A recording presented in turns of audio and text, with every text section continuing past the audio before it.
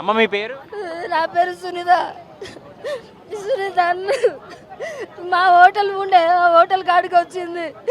వచ్చి ఈ అమ్మాయి పరిచయం అయ్యి నంబర్ కావాలంటే నంబర్ ఇచ్చిన పాపానికి కిడ్నాప్ అన్ని కేసు బుక్ చెప్పించారు వీళ్ళు, ఇలా అమ్మ నాన్నలు కలిసి వీళ్ళ బావాలు కలిసి.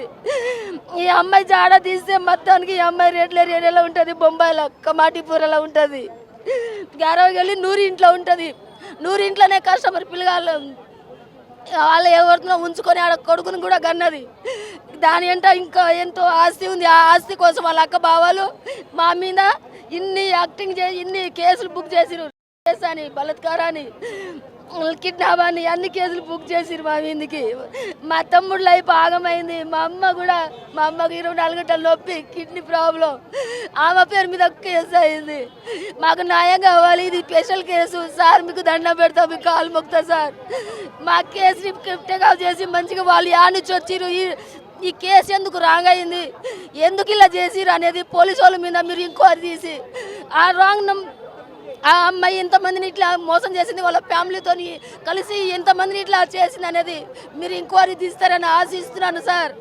సార్ మాకు పట్టిన గతి ఇంకొకరికి పట్టకూడదు సార్, ప్లీజ్ సార్. మరి సార్ ఇంకోటి దీని అడ్రస్ మహబూబ్ నగర్ సార్. ఇక ఆధార్ కార్డు, ఇది కేసుది, ఇక దాన్ని బొంబాయి, దాన్ని ఫ్యాషన్ ఫోటోలు, ఈ బొంబాయిలో ఉన్నప్పుడు ఫోటోలు దాన్ని.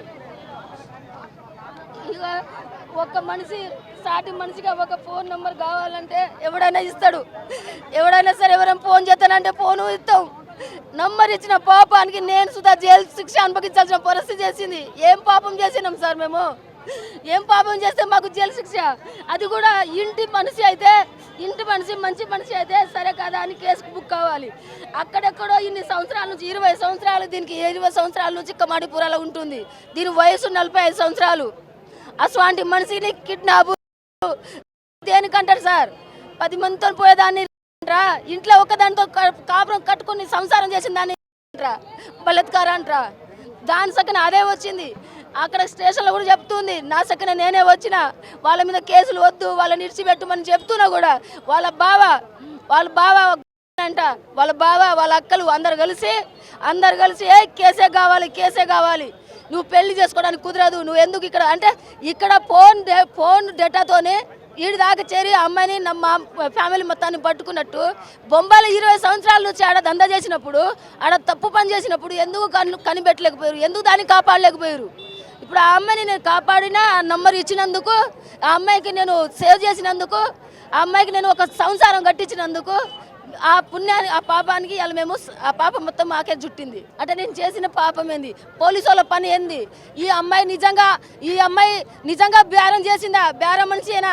ఇది ఆడ నుంచి వచ్చింది, ఎక్కడి నుంచి వచ్చింది? ఒక్కసారైనా మీరు చెక్ చేయాలి కదా, చెక్ చేయలేదు. అది వద్దన్నా కేసు బుక్ చేసిరు, దాన్ని చెక్ చేయండి. నేను చెప్తూనే ఉన్నా సూబేదారి పోలీస్ స్టేషన్లో, సార్ ఆ అమ్మాయి ఇక్కడిది కాదు సార్, అది అమ్మాయి మంచిది కాదు, ఇది ఫాల్తు కేసు సార్, కొట్టేయండి సార్, మా కూల్ చేస్తే బతకటోళ్ళం సార్, వద్దు సార్ అంటే, ఆ అమ్మాయిదిగో వాళ్ళ అక్కకు వాళ్ళ చెల్లెకేమో పోలీస్ జాబ్ ఉంది, వాళ్ళ బావకేమో అది మన బండ్లది ఫైనాన్స్ ఆఫీసర్. వాళ్ళ పలుకుబుడితోని ఈ అమ్మాయి సంపాదించిన ఇల్లు మహబూబ్ నగర్లో ఉంది. ఆ ఇంట్లో వీళ్ళు ఉండి, పోలీసు అమ్మాయి వాళ్ళ చెల్లెగిట్ట అందరు ఉండి ఈ కేసుని బుక్ చేసారు. అంటే ఒకళ్ళకి ఏమైనా ఫోను చేద్దామన్న ఫోన్ ఇవ్వడం తప్పు, ఫోన్ నెంబర్ ఇవ్వడం తప్పు అని, రెండోసారి ఇంకొకరికి ఇలాంటి మోసాలు జరగవద్దు అని ఆ ఫ్యామిలీ, ఆ గ్యాంగ్ని, ఆ మూటాన్ని మీరు బంద్ చేయాలని వాళ్ళ మీద రివర్సు యాక్షన్ తీసుకుంటారని కోరుకుంటున్నాను సార్. మీరు ఇంత దూరం రావాల్సిన అవసరం లేదు కదా, మీకు ఎమ్మెల్యే ఉంటాడు, మినిస్టర్లు ఉంటారు, సో దీని మీద స్పందించలేదు వాళ్ళు? దీని మీద ఏమి సార్, ఎమ్మెల్యేలు ఎంపీల కాడికి పోయినాం కానీ ఈ కేసు అంట అది లంగే కానీ దొంగే కానీ అని అన్నారు. కానీ దాని సక్కన అది వచ్చి సంసారం కడితే దానికి సార్ మనం పోయి ఎత్తుకొని వస్తేనే కదా, మనం పోయి కిడ్నాప్ చేస్తేనే కదా, గసవాటి దాన్ని కొట్టి తిట్టి దాన్ని మేము ఏమైనా ఇబ్బంది పెడితే అప్పుడు అంటారు. కానీ దాని సక్కన అదే వచ్చింది. ఫోన్ నా తప్పు ఏంది, నంబర్ అడిగిన నంబర్ ఇవ్వటం నా తప్పు అంటే, సాటి మనిషిగా నేను నంబర్ ఇవ్వటం తప్పు చేసిన సార్, నేను అట్లేం లేదు కదా. అలాంటప్పుడు అట్లా చెప్పకూడదు. కానీ కేసీఆర్ సార్ ఉన్నప్పుడు జరిగిన అన్యాయాలు అన్ని లంచాలే. ప్రతి చోట లంచాలి. ఎంక్వైరీ జరగరు, ఎంక్వైరీ చేయరు. పైసలు ఉన్న వాళ్ళకి విలువ ఉండదు, పైసలు ఉన్న వాళ్ళకి విలువ ఉంటుంది. వాళ్ళకు ఎంపీటీసీలు ఎంపీలు వాళ్ళు ఉంటేనే రానిస్తారు. ఈ కాగితాలు పట్టుకొని ఎన్నో చోట పోయినాం. అందుకొరకు ఈ కొత్త సార్ కాడికి ఈసారి ఎక్కడెక్కడ మీటింగ్ పోతాడో అక్కడక్కడ ఖమ్మం పోయినా, అక్కడి నుంచి మళ్ళీ మన కరుణాపురం వచ్చిండు సార్ చర్చి కాడికి, అక్కడికి పోయినా కానీ దగ్గర పోయి చూపించలేని పరిస్థితి. లాస్ట్కి ఇప్పుడు 3 రోజులు అన్ని ఇక్కడ తిరుగుతూనే ఉన్నా.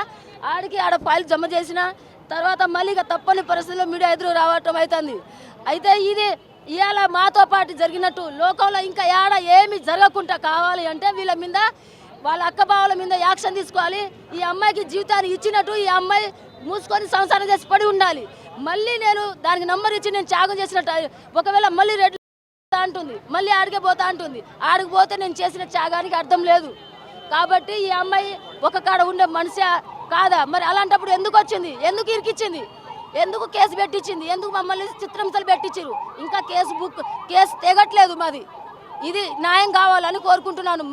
నాకు జరిగింది, నా కుటుంబానికి జరిగినట్టు మరో కుటుంబాన్ని జరగకూడదు. అంటే రవీనా అన్న నీకు దండం పెడతా, బాంచి నీకు కాలు మొక్కుతా, దయచేసి ఈ కేసు మాత్రం స్పెషల్ కేసు నువ్వే దగ్గర ఉండి చేసింది. అక్కడ ఏం జరిగింది వరంగల్ ఒడ్డెపల్లి చర్చి కాడ, ఒడ్డెపల్లి మన సుబేదారి పోలీస్ స్టేషన్లో ఎలా జరిగింది, ఏ రకంగా అయింది కేసు, అది ఒక్కటి ఇంకోటి తీయండి. బొంబాయిలో కమాటిపుర అనే ఏరియాలో గ్యారవగల్లి నూరి అనే ఇంట్లో ఆమె ఎన్ని సంవత్సరాలు కిరాయికి ఉన్నది, అది ఇంక్వైరీ తీపిస్తే బాంచని చచ్చిని జల్మని కడుపులో పుడతానన్న. రెండో విషయం ఏంటంటే ఇలాంటి వాళ్ళకి ఈ గ్యాంగ్ని మీరు బంద్ చేస్తే ఇంకొకసారి ఇక ఎక్కడైనా లూట్ మార్ చేసేటోళ్ళు, ఇక్కడ ఇట్లా చీటింగ్ చేసేటోళ్ళు గిసువంటి వాళ్ళు బంద్ అవుతారు. నేను చేసిన తప్పు దీంట్లో ఏమైనా అనిపిస్తే నన్ను శిక్షించండి.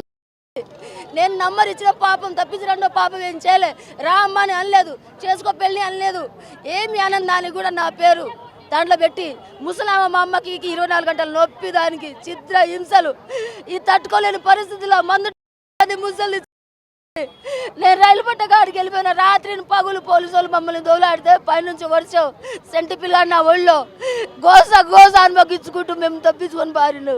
అంటే మేము చేసిన తప్పు ఏంటి అంటే అది రోడ్డు మీద ఉన్న చెత్తని ఇంట్లో పెట్టిన పాపానికి రోడ్డు